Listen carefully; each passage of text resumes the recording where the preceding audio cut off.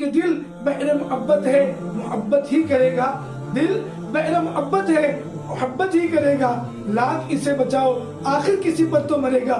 تو ہم اپنے اس دل کو اپنے رب پر مرنے والا بنائیں، اپنے رب کے احکامات پر اپنے آپ کو قربان ہونے والا بنائیں۔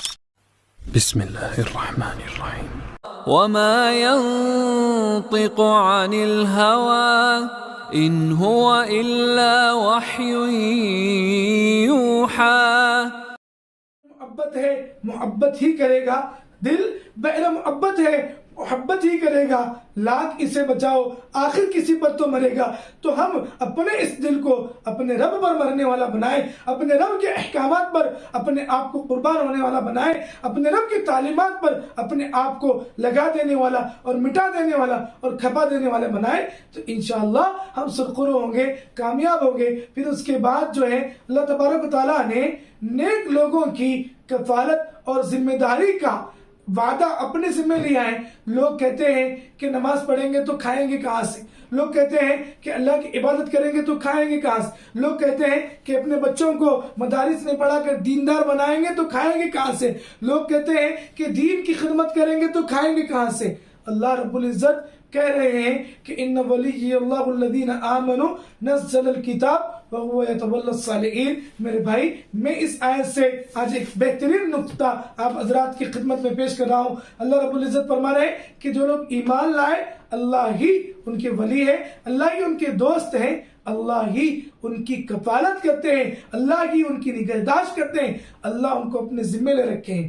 یہاں پر ایک بہت بڑا نقطہ ہمیں ملتا ہے کہ اللہ کے رسول صلی اللہ علیہ وسلم جس وقت معراج کے سفر پر گئے تھے، وہاں پر اللہ کے نبی صلی اللہ علیہ وسلم نے اپنے عجیب انداز میں اللہ کی کبریائی بڑائی بیان کی ہے۔ اللہ تعالیٰ نے اور اللہ کے نبی صلی اللہ علیہ وسلم نے اس کو نماز کا حصہ بنایا ہے، جسے ہم اتحیات کی شکل میں پڑھتے ہیں، اتحیات للہ والصلوات والتجیبات، کہ اللہ کے نبی نے کہا کہ جسم سے نکلنے والی جانی، مالی، جسمانی، زبانی ہر قسم کی عبادتیں اللہ کے لیے ہیں۔ تو اللہ کے نبی نے جب اتنی عالی شان طریقے سے اللہ کی کبریائی اور بڑائی اور بزرگی کو بیان کیا تو اللہ تبارک و تعالیٰ نے کہا السلام علیک ایھا النبی، اے میرے پیارے حبیب، تیرا جو یہ طرز ہے، تیرا جو کلام ہے، تیری یہ جو شفقت ہے، تیری جو یہ مجھ سے محبت ہے، تیری جو یہ ادا ہے، اس پر میں قربان، السلام علیک، اے میرے حبیب تجھ پر میری سلامتی ہو۔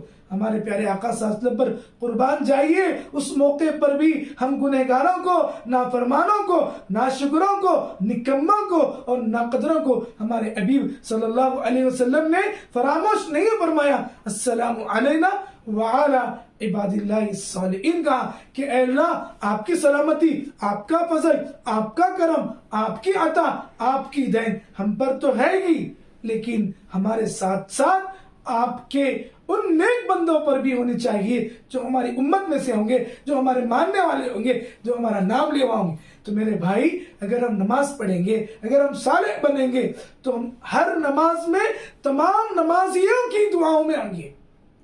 پریشان پھر رہے ہیں، یہ بابا کے پاس گئے، وہ بابا کے پاس گئے، اس کے تعویذ کے گنڈے لے کر آئے، اس کے پاس سے 11 نیمبو لے کر آئے، اس کے پاس سے اگربتیاں لے کر آئے، اس کے پاس سے نعرے لے کر آئے، مارے پھر رہے ہیں، لیکن زندگی میں سکون نہیں ہے، زندگی میں چین نہیں ہے، زندگی میں عافیت نہیں ہے۔ کیوں؟ اس لیے کہ زندگی میں صلاح نہیں ہے۔ فلاح کے لیے صلاح ضروری ہے، فلاح کے لیے صلاح ضروری ہے، اس لیے اپنے آپ کو صالح بناؤ۔ اللہ تعالی ہمیں اور آپ کو فالح بنائیں گے، کامیاب بنائیں گے۔ کامیاب بننے کے لیے صالح بننا ہے تو ہم خود اللہ تعالیٰ کے ذمہ آئیں گے۔